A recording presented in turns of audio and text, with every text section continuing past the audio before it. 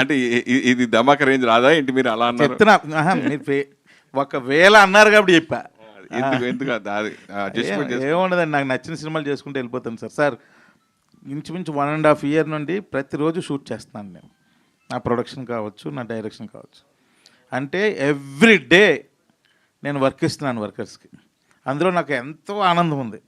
దీన్ని మించిన ఆనందం ఇందులో లేదు. సో ఇప్పటికి ఇంకా 8 నెలల వరకు కంటిన్యూ షూట్ ఉంది నాకు, 8 months. ఇంకా ఈరోజు కూడా నేను మార్నింగ్ షూట్ చేసి ఈ పాపం వచ్చి మళ్ళీ మార్నింగ్ షూట్ ఉంది, ఇప్పుడు వెళ్ళిపోవాలి, లేదా మార్నింగ్ ఫస్ట్ ఫ్లైట్ పట్టుకొని వెళ్ళిపోవాలి. కంటిన్యూ ఇంకో 6-7 months ఉంది షూట్.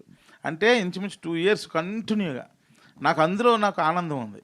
ఎందుకంటే ఇంతమంది వర్కర్స్, సినిమా వర్కర్లు, వాళ్ళందరికీ మనం వర్క్ ఇస్తాం ప్రతిరోజు. వాళ్ళు నా దగ్గరకు వచ్చి వాళ్ళ ఎమోషన్ని నాకు చెప్తా ఉంటే అందులో నేను పొందుతున్నాను ఆనందం. ఇంతమందికి ఎవ్రీడే మనం వర్క్ ఇస్తున్నాం. ఫుడ్ పెడతాను అన్నం, వర్క్ ఇస్తున్నాం. సో అందులో చాలా నేను సాటిస్ఫాక్షన్ ఎత్తుక్కుంటున్నా. మా హీరోయిన్ అడగట్లేదు అండి క్వశ్చన్స్. హరీష్ గారు హ్యాపీ బర్త్డే అండి. Sir thank you so much. Sir మీరు అంటే కథలు నచ్చుతూ లేదు అంటున్నారు కదా, సో మీకు ఎట్లాంటి జోనర్ అంటే ఇష్టం? అంటే నేను 7 చూశాను, జీనియస్ చూశాను. జీనియస్ ఒక ఎడ్యుకేషనల్ ఇదిలో ఉంటుంది, 7 ఒక డిఫరెంట్ ఉంటుంది.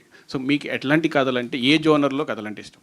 నాకు అఖండలాగా ఉంటే ఇష్టం అండి, అలాంటి సినిమాలో చేయాలని ఇష్టం. కానీ నాకు కథ చెప్పినప్పుడు ఆ కథ ఒక ఆడియన్గా చూసినప్పుడు కనుక నచ్చితే అది చేసేస్తా అంతే. సో అది వర్క్ అవుతుంది అనిపిస్తే చేసేస్తా. బట్ నాకు ఎలా ఇష్టం అంటే నాకు అఖండలాగా చేసిన ఇష్టం.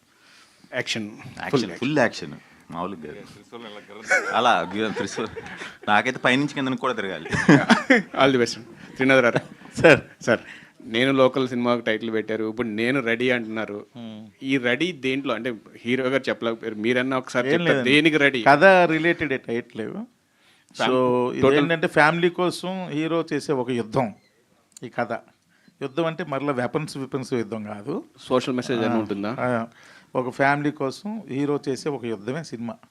సో ఆ యుద్ధానికి ఈజ్ రెడీ అయిన తర్వాత ఎలా చేసాడు అన్నదే కథ. All the best sir. Kavya